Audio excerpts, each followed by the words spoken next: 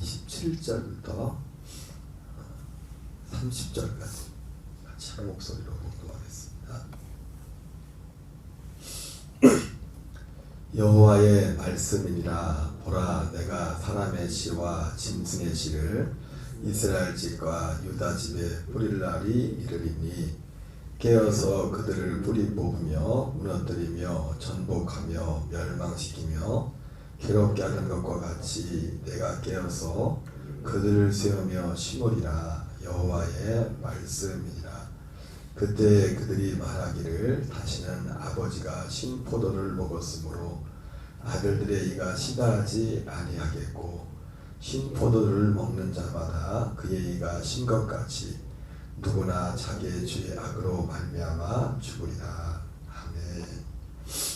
할렐루야. 이 시간에는 에레미야 31장 27절부터 30절까지 본문의 말씀을 중심으로 참 신앙의 이정표와 편말, 참 신앙의 이정표와 편말이라는 제목으로 하나님의 말씀을 전하도록 하겠습니다. 계속해서 이제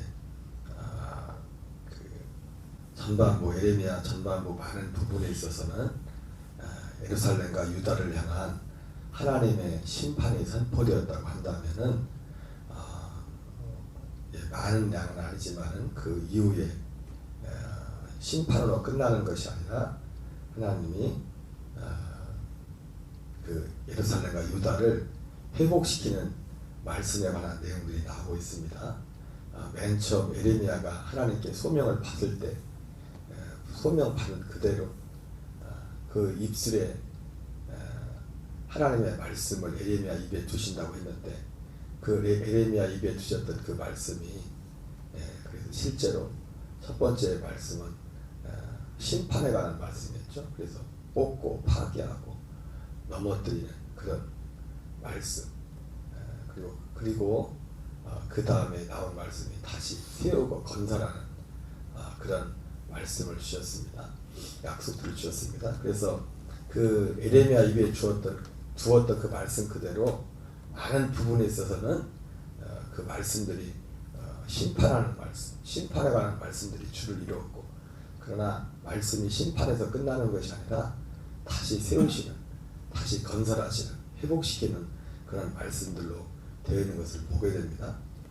그런데 중요한 것은 뭐냐면 우리가 그 겉으로 드러나는 심판이냐 회복이냐 이것도 중요하지만은 그 에레미야서에 흐르고 있는 그 오늘 그 앞에도 나오지만은 핵심적인 내용은 뭐냐면은 그 심판과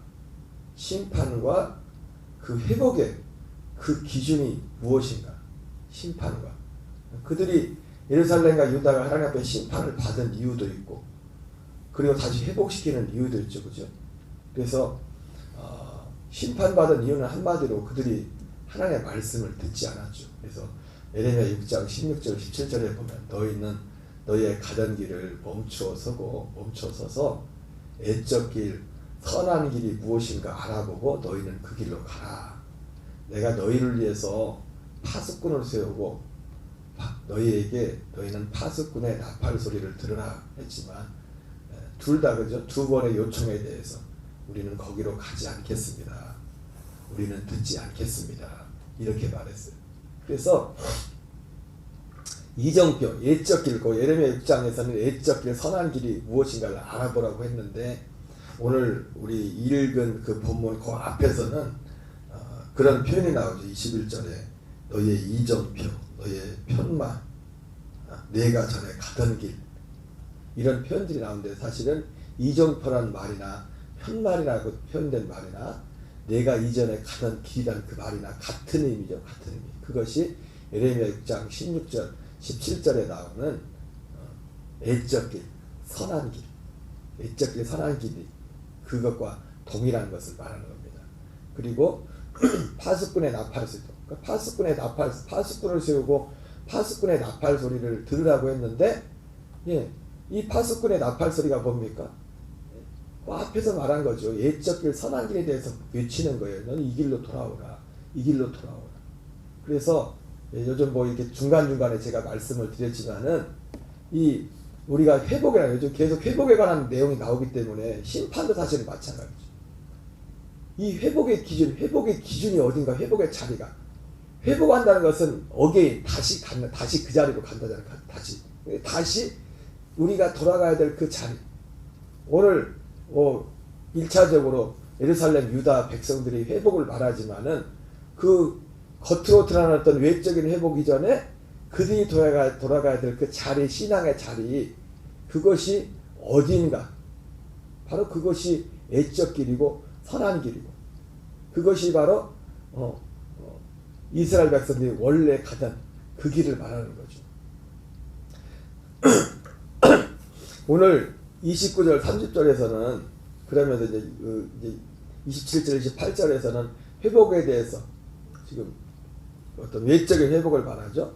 이 외적인 회복의 그 이면에는 그들의 어떤 신앙적인 회복을 전제로 한 것입니다. 그들의 어떤 마음에 하나님을 향한 돌이킴, 그것이 전제된 겁니다. 여호와의 말씀이니라. 보라, 내가 사람의 씨와 짐승의 씨를 이스라엘 집과 유다 집에 뿌릴 날이 이르리니 깨어서 그들을 이거 뭐냐면 이제 어떤 번영을 말하는 거죠.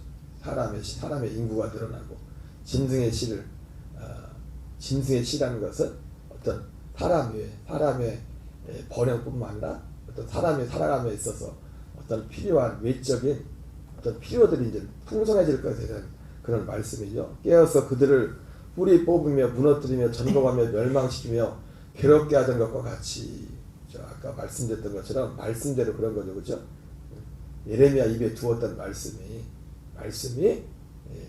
이런 말씀. 그러나 내가 깨어서 그들을 세우며 심으리라. 그러나 그것과 같이 내가 깨어서 그들을 세우며 심으리라. 여호와의 말씀이라. 예레미야의 입에 두었던 그 말씀이 바로 이 두 가지 말씀이었어요. 근데 이 두 가지 말씀보다, 심판하고 회복하는 이 말씀보다 먼저 있었던 말씀이 있단 말이에요. 그 먼저 있었던 그 말씀이 이 심판과 뭐예요? 회복의 기준이란 말이에요. 그래서 우리는 에레미야가 말하는 너희를 심판할 거야, 너희를 회복시킬 거야, 이 말씀 자체도 중요하지만은 이거보다 더 중요한 게 뭐예요? 그 기준이 되는 말씀이에요. 그 기준이 되는 말씀. 이 기준이 되는 말씀을 몰랐단 말이에요. 알고도 그런 것도 있겠지만은 이 몰라서 계속 그 말씀에 벗어나서 살다 보니까 사람들도 다 그게 맞는 줄 알고 그 길을 간단 말이에요. 우리가 일례로 지금 참신앙의 이정표와 편말이라고 대해서 애적길 선한 길이 무엇인지 알아보라고 했는데, 예루살렘 사람들이 문제가 뭐냐면 실제로 애적길 선한 길에 벗어나 그렇게 살았지만, 사는 것을 그 악을 즐기기도 했지만은 애적길 선한 길이 무엇인가를 알아보려고 하질 않았어요. 마음도 없었지만.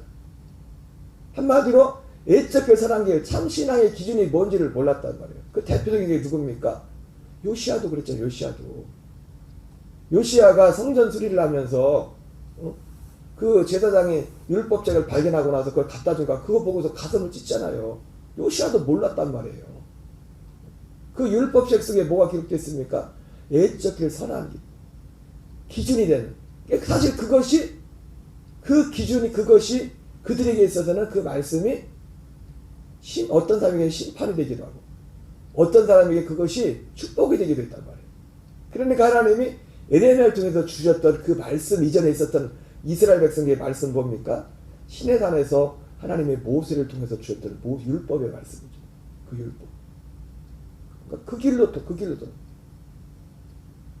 신앙의, 참된 신앙의 이정표, 참된 신앙의 편말.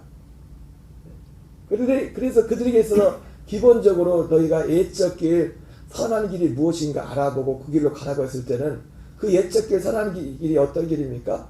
하나님이 모세를 통해 주셨던, 시내산에 주셨던 그 율법이라는 율법. 그 율법 중에 대표적인 것이 십계명이죠. 뭐 다른 여러 법들은 차치하고더라도 이스라엘이 범죄한 게 뭡니까? 그 율법을 벗어난 겁니다. 하나님과의 관계에서 그 율법을 벗어났죠. 하나님과의 계명 자체가 네 개의 계명이 너는 나 외에 다른 신들을 내게 있게 말지어다. 우상을 만들지 말고 그것을 절하지 말라. 여호와 이름을 망령되이 일컫지 말라. 안식일을 기억하여 거룩하게 지키라. 그들이 뭐 대놓고 범죄한 그 죄들이 우상 숭배한 것이고, 또 그리고 안식일을 잘 지키지 않았어요. 보면 안식일, 이사야서에 그런 안식일에 대한 죄를 지적하는 부분들이 많이 있죠. 안식일에 대해서. 그래서 애적 길, 선한 길. 그래서 하나님께서 너희를 심판할 거야, 너희를 축복할 거야. 사람들은 거기에 관심이 많단 말이에요. 그래서 요즘 뭐 그런 거 귀에 기울이도 않지만, 예전에 신앙에 어릴 때 무슨 집회 같은 거 하면 특별히 은사 사회 가신 분들 와가지고 뭐 기도해 줄 때 막 쫑긋하고 뭐라고 말해줄라나, 나한테 축복의 말을 할까, 나한테 저주의 말을 할까. 거기에 대해서 내 거에 대해서 또 관심 있는 것 다른 사람들은 뭐라고 말하나, 그죠? 그래가지고 녹음하면서 아무개 집사님한테는 나의 기도 중요하지만 아무개 집사님, 아무개 권사님한테는 뭐라고 말하나. 아니 그 얘기는 들으려고 하는데 사람들이 뭘 모르냐면은, 그러니까 여러분 그 예언도 사실은요, 진짜 하나님께로부터 예언을 뭐에 기준한 거예요? 하나님 말씀, 기록된 말씀에 기준한 거예요. 기록된 말씀. 그리고 그 예언이라는 것이 그때 누군가 얘기해 준 것이 절대적이지 않은 게 뭐냐면, 어제까지는 내가 하나님을 잘 섬겼는데 그 예언 받고 그 다음부터 딴 길로 가버려. 그럼 바뀌는 거예요. 바뀌는 거. 그 예언보다 더 중요한 게 뭐예요? 나의 상태라고. 내가 하나님 앞에서 어디에 서 있는가, 그 상태라고요. 그게 내 미래예요. 그게 내 미래라고. 그래서 예수님께서도 요한복음 12장에서 뭐라고 말합니까? 나는 세상을 심판하러 온 것이 아니라 세상을 구원하러 왔다. 맞아요. 예수님은 세상을 구원하러 왔으면 이거는 변함이 없습니다. 그런데 예수님 뭐라 합니까? 그런데 세상을, 마지막 날에 세상을 심판할 자가 있다. 그것은 내 입에서 나온 그 말이 세상을 심판할 거다. 내 말이 심판이에요. 주님은 세상을 심판하러 온 게 아니에요. 세상을 구원하러 오셨어요. 나는 세상을 심판하지 않는다. 그러나 세상을 심판할 일이 있으니 내가 한 그 말이 마지막 날을 심판할 거다. 그러니까 많은 사람들이, 그리고 이렇게 에레미야가 이렇게 많은 심판을 그렇게 오랫동안 외쳤음에도 불구하고 많은 사람들이 회개하던 이유가 뭡니까? 요시아와 같이 그걸 알아보려고도 안 했어요. 애적 길, 선한 길이 무엇인가, 그 기준을. 우리의 믿음 생활에 있어서 정말 중요한 것은, 그래서 거기에 대해서 고민. 거기에 대해서 고민을 가진 사람들이 진리에 이르는 겁니다. 진리. 그러니까 그렇게 큰 목회에 막 활성하게 능력 있게 하시던 목사님들조차도 그 속에 진짜 길이 뭔가, 진짜 하나님이 우리에게 정하신 그 길이 무엇인가에 대한 고민을 하다가, 남들이 볼 때는 다 괜찮다고 하는데, 다 목회 잘하고 있다고 하는데, 목사님만큼만 했으면 좋겠다고 하는데, 왜? 외적으로 교회가 성장하니까, 사람들이 막 늘어나니까, 기적이 일어나니까. 그러나 그 속에는 풀지 못하는, 자기만 풀지 못하는, 남들이 뭐라고 했던지 간에, 고린도후서 7장에 나오는 근심도 근심 나름이라고 하죠. 근심 나름. 회개에 이르게 하는. 회개에 이르게 하는. 사실은 이 회복이라고 말할 때 구약시대의 회복의 자리는 어디입니까? 시내산. 1차적으로 시내산이라고. 시내산에서 하나님 모세의 율법을 주셨습니다. 그 자리로. 그 자리를 돌아가는 것을 전제로 해서, 그것을 기준으로 해서 어떤 물리적인 어떤 회복들도 있는 거예요. 따라가는 거예요. 그러나 신약시대의 회복의 기준은, 지난주가 다시 세움이라는 말을 하면서도 그 얘기 했지만, 다시 세운다고 할 때는, 다시 세운다는 어떤 기준이 있잖아요. 그죠? 그러니까 구약시대는 모세의 율법의 시내산의 자리로 가는 겁니다. 신약시대의 그 기준의 자리는 어디입니까? 오순절입니다. 오순절. 구약으로 치면 모압 평지에서 하나님이 모세를 통해서 새 언약을 주신단 말이에요. 할례언약. 모세의 율법은 육체의 생명으로 사는, 우리의 힘으로 사는, 그냥 생명으로 안 되는데 어쨌든 안 되는 걸 알라는 거죠, 사실은 우리가. 그럼에도 불구하고 하나님의 기준은 이제는 이 구약 시대는 그 신의 산이 다시 세움의 기준, 회복의 기준, 돌아갈 그 자리가 그 자리예요. 신약 시대는요, 오순절은 뭡니까? 약속의 성령. 오늘 이 29절 30절에 보면 그러면 이 회복에 대해서 말씀을 이런 말을 합니다. 29절 30절에 보면 같이 한번 읽어보겠습니다. 그때에 그들이 말하기를 다시는 아버지가 신포도를 먹었으므로 아들들의 이가 시다하지 아니하겠고 신포도를 먹는 자마다 그의 이가 신 것 같이 누구나 자기의 죄악으로 말미암아 죽으리라. 에스겔서에도 이런 표현들이 많이 나오는데 아마 그때 당시 사람들이 가운데 뭐가 잘못된 걸 다 조상 탓을 했나 봐요. 우리 아버지가 죄를 졌어. 그래도 그럴 것이, 응? 십계명에 보면 그런 말씀이 나오잖아요. 내 말씀을 지키는 자에게는 자손들까지 1000대까지 은혜를 베풀고 말씀을 어긴 자는 3, 4대까지 저주를 받을 것이다. 뭐 그걸 믿어서 그런지 모르겠지만 뭐 옛날에 한참 유행했던 그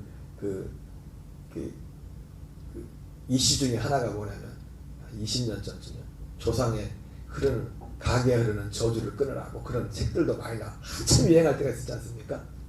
지금 우리가 고통받는 이런 것들이 그 가게에 흐르는 저주라고. 어떤 면에서 그것도 맞습니다. 여러분이 잘 생각할 게 뭐냐면은 제가 가끔 그런 표현 했잖아요. 지금 우리가 은혜의 시대에 살고 있잖아요. 그죠? 은혜의 시대라는 건 뭐냐면 하나님의 약속 안에 약속이 이루어진 그 시대. 은혜가 뭔지 제가 분명히 말씀드렸죠. 그죠? 하나님의 약속이 빠지면 그건 가짜 은혜예요. 가짜 은혜. 하나님의 은혜의 핵심이 뭡니까? 창세전에 약속했던 그 약속이 은혜의 핵심이라고요.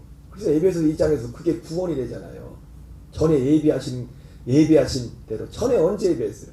에베소도 2장에서 그 말씀하지만 에베소 1장 3절, 4절, 5절에서 전에 언제 예비한지 나오잖아요. 창세전에 예비한 그것이 우리 안에 이루어지는 은혜. 은혜의 시대에 산다는 것은 무슨 말이냐면 그 이전에는 은혜를 그 약속을 바라보기만 했지 약속된 걸 받지 못했잖아요. 율법의 시대였단 말이에요. 율법 안에 살 수밖에 없었단 말이에요. 그걸 알아도 믿어도. 여러분 그러나 중요한 것은 구약이나 신약이나 믿음으로 구원받는 겁니다. 구약 시대는 이걸 믿었어요. 이거 이루어질 약속을 믿었다고요. 신약 시대는요, 이 약속 안에서 사는 거 이루어졌어요. 그러나 여러분 분명한 것은 이 은혜의 시대에 살면서도 율법 아래 얼마든지 율법은 여전히 작동하고 있어요. 그래서 이 은혜 안에 들어오지 못하면 여전히 그 사람은 율법 아래 사는 겁니다. 그래서 모세 율법이 여전히 유효해. 여기 나오는 것처럼 그때 말하기를 다시는 아버지가 신포도를 먹었으므로 아들의 이가 시다. 내가 잘못한 것도 없는데 아버지 잘못으로 말미암아 내가 고통을 당할 수가 있어요. 그게 모세 율법이란 말이에요. 근데 지금 은혜의 시대에도 그건 옛날 얘기 할지라도 이 사람이 은혜 아래 나와 있지 않으면 그 율법도 여전히 그 사람에게 작동하는 거예요. 사람들이 이걸 몰라요. 이걸 생각하지 않아요. 여전히 율법 아래 죄 아래 있다고요. 그리스도 예수 안에 생명의 성령의 법 안으로 들어오지 않으면은 이 법은 여전히 작동한다. 은혜의 시대에도 불구하고. 여러분 얼마나 요즘 물질 문명이 많이 발전했어요. 그게 있어도 그걸 누리지 못하는 사람도 있잖아요. 그죠? 그런 것처럼. 이 비유가 맞는지 모르겠지만 그래서 그때 그들이 말하기를 다시는 아버지가 신포도를 먹었으므로 아들의 이가 시다하지 아니하겠고. 그러니까 사람들이 그런 유행이 있었던 것 같아요. 자기들 죄는 생각하지 않고 우리 옛날 저것처럼 조상이 돌봤어. 뭐 내가 잘해서 뭐 그런 말 있지 않습니까? 잘 되면 내 탓, 못 되면 조상 탓. 마치 오늘 이 31장 29절 30절에 나오는 그때 일어날 그런 일들에 대해서 말씀하는데 이 두 가지 의미가 있는 것 같아요. 하나는 그때 대부분 사람들이 어떤 경향이 있었냐면 제가 방금 말씀드렸던 것처럼 잘 되면 내 탓, 못 되면 조상 탓 하는 그런 말을 못 하겠다. 1차적으로 이제 그런 의미의 말씀도 될 수 있습니다. 근데 여기서 하고자 하는 말씀은 그것이 아니라 새로운 시대가 온다. 새로운 시대. 모세의 율법 아래 살던 시대가 아니라 어디요? 예수 그리스도를 통해서 우리에게 하시는 그 흰포도를 먹는 자마다 그의 이가 신 것까지 누구나 자기의 죄악으로 말미암아 죽으리라. 이 무슨 말이냐 여러분. 육신의 율법은 육체에 상관된 계명이지 않습니까? 그렇죠? 우리 육신에 상관. 그래서 가만히 제가 며칠 전에도 말씀을 드렸지만 우리 육신의 복이란 건요. 부모님의 어떤 그래서 제가 그런 표현 했지 않습니까? 제 친구 중에도 예수님은 지금도 예수님은 안 믿어요. 근데 그 어머니가 평생을 교회 섬기고 헌신하고 이렇게 했는데 그 자식들이 세상적으로 다 잘 돼. 뭐 국정원도 하고 우리나라 대기업도 취업하고 쉽게 말해서 자기들이 다 세상적으로 다 잘 됐어. 근데 문제는 뭐냐? 예수는 안 믿어야 돼. 무슨 말이냐면 새 시대 지금 하나님이 이 기준 말하는 게 뭐냐면 이 율법에 이런 것이란 건요. 그 부모가 한 거에 따라서 육신적인 것은 그런 복들이 흘러갈 수가 있어요. 그것들. 그런데 우리의 생명에 관한 것. 어제도 제가 그런 말씀을 드렸지만 여러분 누가 대신해 줄 수 있는 게 아닙니다. 이 생명의 길은 누가 대신해 주는 게 아니라고 제가 했잖아요. 내가 그 사람을 위해서 생명을 얻도록 기도하고 이렇게 도울 수는 있지만은 거듭나서 내가 자라가기 위해서는 그건 내가 할 몫이에요. 내가 할 몫이라고요. 내가 기도해야 되고 내가 새벽에 나와서 새벽에 말씀을 듣던지 제가 어제 우연히 지나가다 보니까 우리 집사람이 책을 몇 권을 샀는데 그 책 제목 중에 그런 게 기도에 관한 책이 있더라고요. 시간과 장소를 정하는 것이 참 중요하다. 기도에 대해서. 그런 책이죠 사모님? 읽고 나 빌려줘요. 시간과 장소를 정하는 것. 시간과 정말 장소를 정하고 기도하면은 기도에 응답이 있다. 뭐 그런 요지 같아. 딱 보니까 그런가요? 읽으셨어요? 읽고도 끄떡끄떡 하시는 거예요? 보니까 책 표지만 보니까 거기서 하고자 하는 제일 중요한 게 뭐냐면 기도에 있어서 제일 중요한 게 뭐냐면 기도하는 시간을 정해야 된다. 기도하는 장소를 정해야 된다. 그래서 제가 요즘 올해 들어보면서 제가 드렸던 말씀에 기도를 강조했잖아요. 그죠? 그래서 제가 어디서 기도할 건지 언제 기도할 건지 써내라고 했잖아요. 나는 집사람하고 짜고 한 게 아닙니다. 근데 집사람이 그런 책을 샀더라고. 응? 오늘 어떤 시간에 기도할 건지 그 시간을 정하고 하여튼 항상 기도하는데요. 그 말은 누구 못합니까? 항상 기도하는 거 중요하지만 항상 기도하는 것이 중요하기 때문에 기도하는 시간을 정하는 게 중요합니다. 그리고 내가 기도하는 장소를. 그 대표적인 사람이 다니엘이잖아요. 다니엘은 기도의 시간을 정했고 기도의 장소를 정했어요. 그 시간에 그 자리에서. 이건 너무 중요한 거예요. 그래서 그 책을 제가 읽어봐야겠지만 그 겉표지 이게 써있는 거 보니까 핵심이 그거예요. 기도 응답에 대해서 말합니다. 기도 응답받는 데서 중요한 게 기도의 시간을 정하는 거예요. 기도의 장소를 정하는 것이. 뭔 얘기가 될까요? 그래서 육신과 관련된 것은요. 내가 안 믿어도 내가 별 믿음이 없어도 부모님이 성경 그것이 자식들한테 물려가요. 그래서 어제 제가 어떤 선배 누님 얘기를 했잖아요. 우리 아버지도 할아버지도 그 위에도 4대째 예수 믿는 집안이에요. 그래서 하시면서 그래도 그나마 평안하게 사나다 그 말씀을 하시더라고요. 그게 어떤 일맥상통하는 게 있어요. 그러나 영생의 문제는 안 그렇다는 거예요. 영생의 문제. 내가 생명을 얻는 것도 그렇고 내가 생명에서 자라가는 것도 그렇고 그 누구 철저히 내 몫이에요. 철저히 내. 이건 부모가 기도해준다고 걔가 자동으로 생명을 얻는 것도 아니고 부모가 기도해준다고 자동적으로 생명이 자라는 것도 아니에요. 하나님이 정해놓은 그 말씀을 진리의 말씀 구원의 복음을 드려야 되는 것이고 베드로전서 1장 13절에 나온 것처럼 그 말씀으로 거듭나야 되고, 거듭났던 치더라도 그가 말씀에 순종해서 이 날마다 생명의 말씀을 듣고 말씀과 기도를 통해서 매일매일 구원에 이르도록 자라가는 이 일을 하지 않으면 아무것도 안 해요. 그건 부모가 아무리 해도 자기하고 육체와 관련된 것은 부모의 덕을 볼 수 있겠지만 우리 영생에 관한 부분은 부모가 어떻게 할 수가 없어요. 다 각자의 뭐 각자의. 사실 오늘 여기서 하시는 말씀이 아까 말 두 가지 의미가 있겠잖아요. 그때 그들이 말하기를 다시는 아버지가 신포도를 먹었으므로 아들들의 이가 시다하지 아니하겠고. 첫 번째 의미는 그런 얘기겠죠. 잘 되면 자기 탓, 못 되면 조상 탓. 그런 말 못하게 하겠다. 뭐 그런 의도도 있겠지만 그거보다 더 중요한 건 뭐예요? 이런 겁니다. 태어냐, 태시대가 온다. 태시대. 모세 율법 아래서가 아니라. 그래서 모세 율법 안에서 그랬잖아. 실제로 그게 자식들한테 가잖아요. 부모가 잘 섬기면 자식들에게 3, 4대까지 복을 주고. 꼭 받겠나요? 복이 천대인가요? 그죠? 그리고 못하면은 어쨌든 그 부모의 그것이 자식한테 그냥 그게 좋은 거든 나쁜 거든 물러간다고. 그게 모세 율법이란 말이에요. 그러나 새 시대는 아닌 거예요. 새 시대. 우리가 그리스도의 은혜 아래 들어오면은 일단은 부모님의 그 잘못한 것도 우리에게 영향을 못 미칩니다. 나하고 상관없는 거예요. 그걸 끊는 것도 예수 그리스도의 이름이고, 그리고 우리가 잘하는 것도 다 각자의 몫이 각자예요. 누가 대신해 줄 수 없어요. 그래서 우리의 믿음의 기준이 이제는 뭐예요? 요한복음 9장에서 날 때부터 맹인되었던 사람이 그 제자들이 보지 않습니까? 보는데 제자들이 예수님께 물어봐요. 예수님, 저 사람이 저렇게 된 것이 부모님의 죄입니까? 응? 그 사람이 자기 죄 때문에 그렇습니까? 그랬더니 예수님 뭐랍니까?